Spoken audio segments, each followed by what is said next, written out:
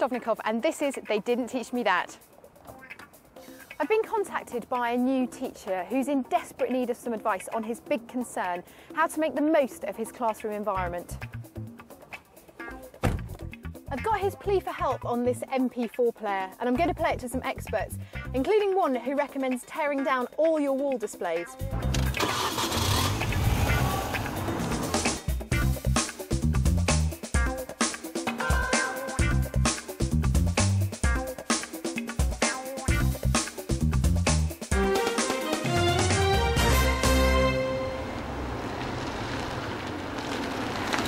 I'm on my way to meet my first expert, but in the meantime, take a look at the message I received. Hi, my name's Jamie Parker and I'm working at Newbury Park Primary School in London. I've been working here now for 2 terms and I'd like to have some advice on classroom management and organisation. I've received quite a lot of contrasting opinions about what to actually do with displays. Some people say that we should actually have minimal displays on the wall, while others are saying that we should have lots of individual displays representing all the different curriculum areas that you're actually covering. I have a question regarding a specific situation in the classroom, and it's in the literacy hour. I differentiate for 5 levels of ability, and it's actually ended up that I've got 6 of the liveliest boys in the class sat on the same table. Now, their ability dictates that they should actually be at that table, however they do distract each other and they can cause the general noise level in the class to rise.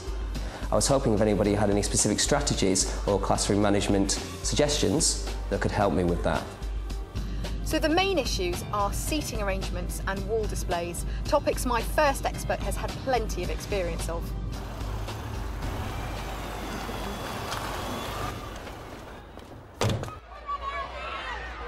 To start my quest, I'm going to talk to Tim Benson, head teacher of one of the biggest and most multicultural primary schools in the country.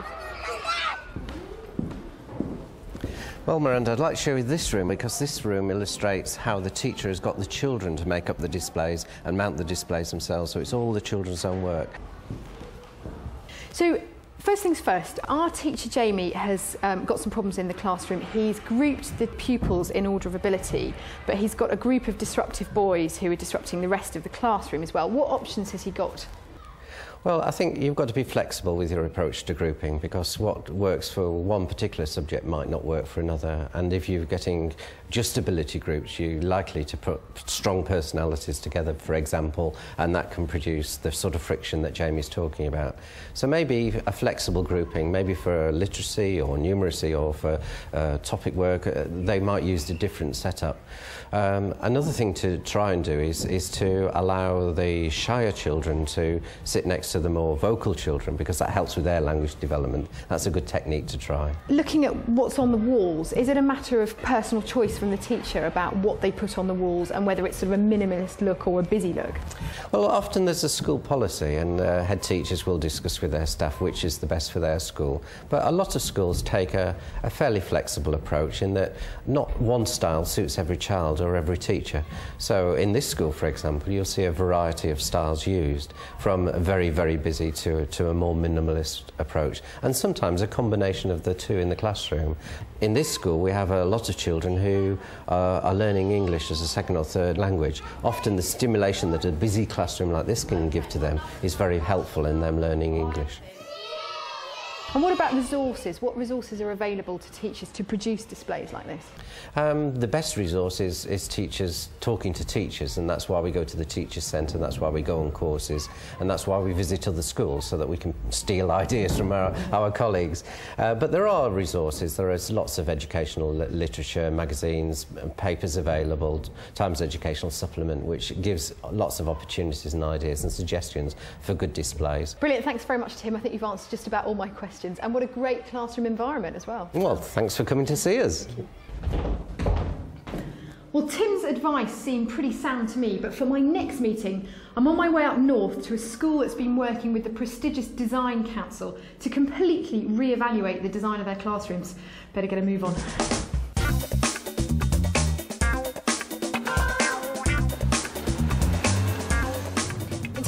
Displays, I thought that Tim's comments reinforced Jamie's hunch that there are valid points on both sides of the minimal versus busy debate. But the school I'm on my way to has come down very clearly on one side of the argument.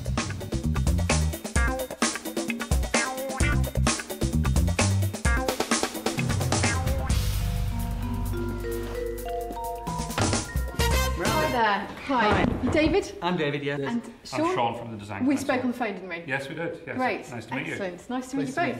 Now, what I wanted to focus on is this campaign that the Design Council have launched called The Learning Environment, with reference to our teacher, Jamie. Now, what sort of ideas can you give him for the design of his classroom? Yes, well, the first thing to remember is that 80-something% of everything in a classroom can actually be physically moved or replaced. So there's an awful lot of opportunity there to do things differently. One of the things that designers do is they ask what appear to be quite naive questions, but they're quite fundamental ones. And I remember a time when we were together and I asked you, just why do you have all this display material on the walls? Because there is nothing on the walls here. There's no artwork, there's no student material or anything like that. Now, why have you taken that down? I think we're fairly typical of any school, Ofsted-led, and we were highly of the opinion that we needed attractive, bright environments containing lots of pupils' work to provide stimulating environments that children can learn in. When we got involved in the project, our focus was how we can use the environment to improve concentration. So one of the first things we did was ask students, what distracts you? What is distracting? And we were amazed to find out that one of the major distractions in classrooms was displays. Right, so actually less is more at the end of the day, because Yes. this feels very minimalistic. Well, the response from the students is that it's calm, it looks ordered, it's an environment which helps them to be ordered themselves and focuses them. And if there is anything that needs to be displayed that's appropriate to that particular lesson, then as soon as you put it up on the walls, it's immediately noticed. What's really interesting about your school is that you've been working with the students to identify a better way of teaching. And so the classroom might look like this at the end of a summer term. And then, because of suggestions that were made over the summer, over the holidays, you can improve it. The children come back, they see that they've been part of that process and can feel a bit more ownership of school. And the very fact that children are consulted often leads to all sorts of goodwill, great suggestions. The them and us culture gets dissolved. One of the main impacts was that the effect on the teacher. That in teacher training it's very easy to fall into the trap of you are put into a box with a class and you deliver your lesson in that box regardless of what the box is. What we've found through the project is that it's much more than that, and the effect that temperature, lighting levels, quality of air, access to water, all the environmental factors can have on student learning is enormous. So the mere fact that teachers are taking control of their own environment and using that as another tool to aid learning has been enormous in its impact. Great, that's really good food for thought and very useful stuff for me to feed back to my teacher, Jamie. So thanks a lot. See you then. It's been a pleasure. Well, it was definitely worth a visit here to Alder Grange, but I do feel like I'm getting conflicting answers to Jamie's questions about displays. I'd like to get him a definitive answer, but with a drive to London ahead of me, I don't have time for another stop-off, but I do have time for a quick phone call. The guy I'm going to call is called Ian Jordan, and he's actually an optician, strangely enough. But bear with me on this one, because I think he might be able to help us out. Hello? Hi Ian, it's Miranda from Teachers TV. Hi. Hi there.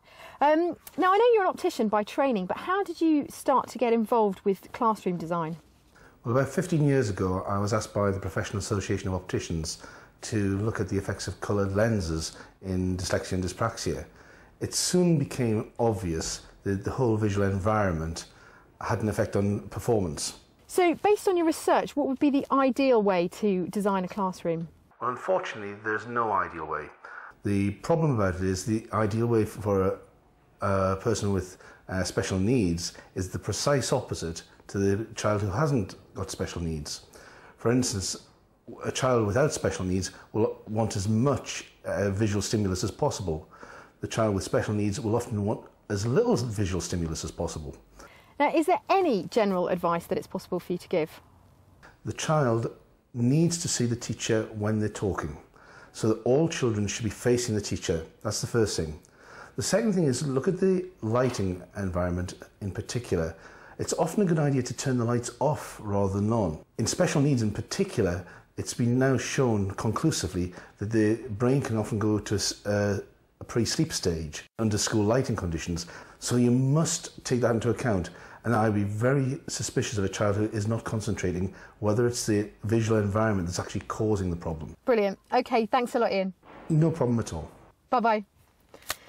Well, to be honest, I hadn't expected this to be such a controversial topic. There's so much theory and research around that I've barely begun to scratch the surface of. But it's time to feed back to Jamie, so fingers crossed he's going to find this useful.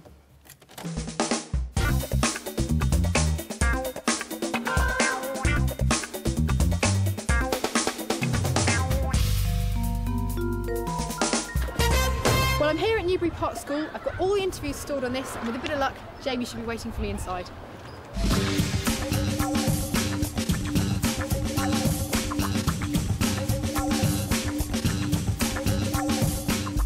While Jamie watches that, let's remind ourselves of where my journey's taken me on this topic. Firstly, I visited Tim Benson. He said Jamie could be taking the weight off himself by getting the kids involved in the displays, and he seemed to favour lots of vibrant displays on the walls. That contrasted with my next experts from the Design Council and Alder Grange School, and they recommended minimal displays and said Jamie should bear in mind that almost everything in his room can be moved around or removed entirely. They also reiterated Tim's point that involving pupils can lead to a myriad of positive results. Finally, I spoke to optician Ian Jordan, who claimed that too much visual stimulus can be very damaging for pupils with specific learning difficulties, and also recommended a seating plan that has all the pupils facing the teacher. I think Jamie's just about finished. Let's see what he thought. So how was that? Was that useful information, or did we open up a bit of a can of worms there? Very useful information, yeah. I was very pleased with the responses there. It was very interesting to see the classroom where there was actually nothing on the walls. I used to work as an assistant psychologist with children with learning disabilities and challenging behaviour, and we had very similar classroom environments there as well. However, I don't think that's going to really work for my kids here in London. I think they need a little bit more on the walls, and I haven't really got any specific sensory deficits or special educational needs where a minimalistic approach will work for them. So you're going to go for the full-on stuff everywhere thing? I think I'm going to sort of mix it up a little bit, have minimalistic displays and yet others with a lot of information on there as well, to sort of try and combine them both and see how that goes. Now, you had a bit of a problem with a group of children that were sitting together that were being disruptive. Have you got any ideas about how to cope with that situation now?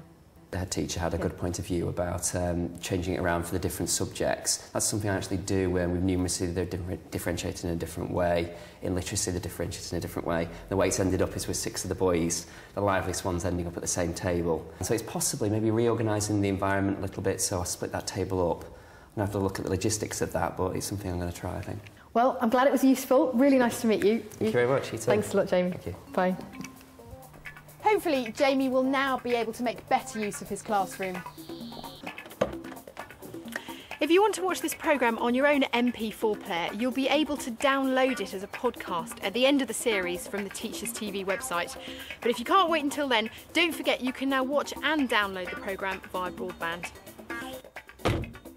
Next time, I'll be sorting out the problems of another new teacher, but until then, goodbye.